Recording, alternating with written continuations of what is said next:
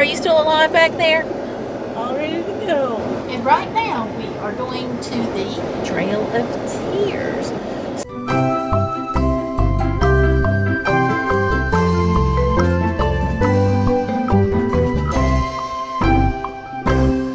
We're going to trace the original route as much as possible. They've got signs up.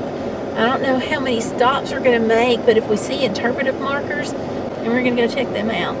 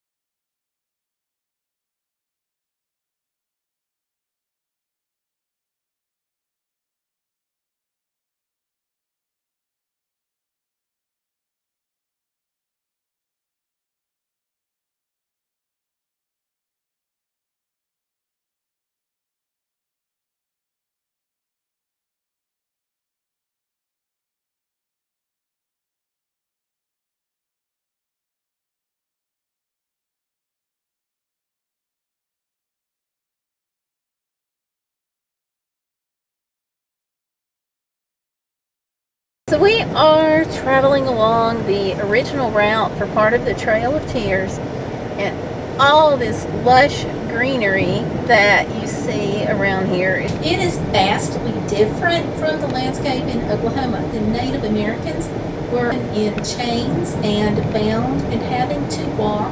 Horses were reserved for the soldiers. The Native Americans also were not given food or supplies for the journey, and approximately 3,000 Native Americans died en route, which is how the trail got its name. As the Native Americans were moved, they would have been traveling through the forest, by the streams, up and down the hills. We have the benefit of a nice paved roadway. The roadway, though, that we are on is not always on the original route unless you see the signs that say so. Sometimes you will see signs that say to original route, and that's where they have had to deviate from the route that the Native Americans were on due to roads and changes and so forth. They get it as close as possible, but unless it's marked, we're not on the original route. And this is Poe Cemetery, POE. It would have been here when the Trail of Tears detachments passed by. You can see some of the older markers. That would be the ones that have the pointed top, or they're really short. And now look a lot like a brick that is sticking up in the ground. It's much different than what we think of today when we think of a cemetery headstone. Although there are some more modern headstones that you can see here in the cemetery as well.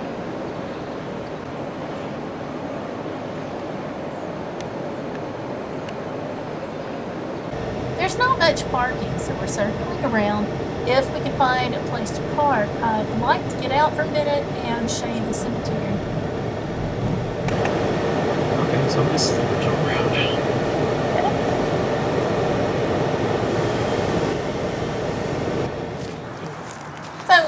Is no parking. What I'm going to do is walk around. Hubby has dropped us off. Let me navigate this here. I'm going to get where I can just stand, give you an overview of the cemetery, and we'll go from there. I just need to look and walk here. Okay, I'll talk to you in a second. Here in Poe Cemetery, which is on the original route for the Trail of Tears. We came from Lakeside towards Soddy Daisy, and the original route takes you right through this cemetery. As they passed by, they would have seen this cemetery, given what they were facing. I just can't imagine what they would have thought.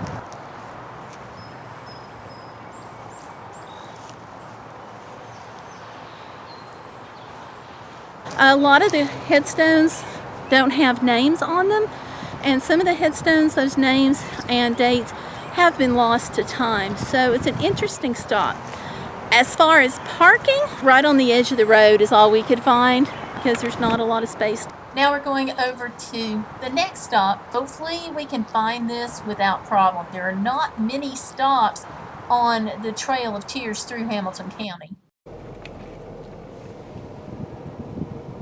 So we are now at the stop sign of Dayton Pike and Pottery Lane, where we're going to be turning right, and then turning left on Mountain Road. Okay. Now, before we pull out, let me just show you. This sign says to the original routes. This tells us that at some point around the cemetery, the newer roads couldn't follow the exact path of the Trail of Tears. So these signs are showing us how to get back to it. This portion of the Trail of Tears is in Hamilton County.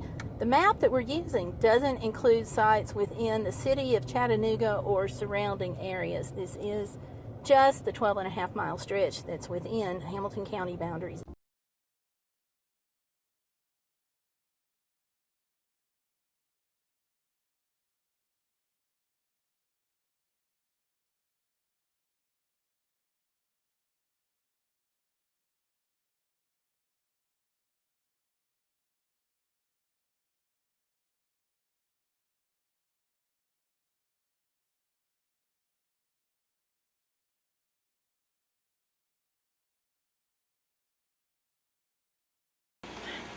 One of the unfortunate things about the Trail of Tears going through Hamilton County, Tennessee is the lack of signage. It's easy to get all messed up. So what we're trying to do right now, I'm actually at the fire department, which it's just because it's a parking lot is why we pulled off here. There's like nobody here that we can talk to. But we're here at Lewis Chapel Volunteer Fire Department and walking around while hubby, out here walking around while hubby digs through GPS and maps and so forth, trying to figure out where we're going. We know where we are through GPS, we just don't know where we're going. And of course, true to my luck, guess what's happening? It's about to rain. Because I'm traveling, and isn't that usually what happens? Hopefully he'll get this figured out. We are heading back toward Chattanooga to get back on Poe Road, which follows the original... So we're turning around right here? Yeah, we're turning around. But the historic trail segment ends now. Oh, okay. So we just missed the sign? Is that what we did?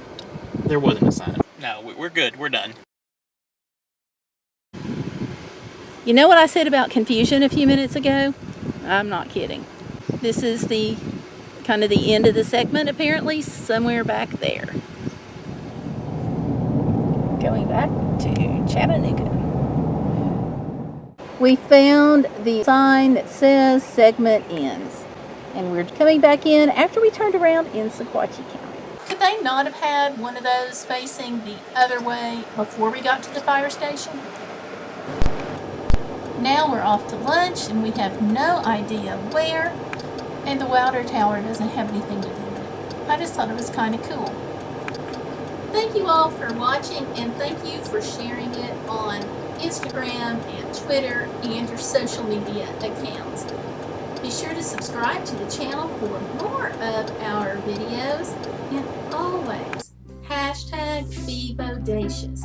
Don't let life get in the way of living. Thank you again for watching, and I will see you on the next video. Check out these videos that are popping up on the screen right now.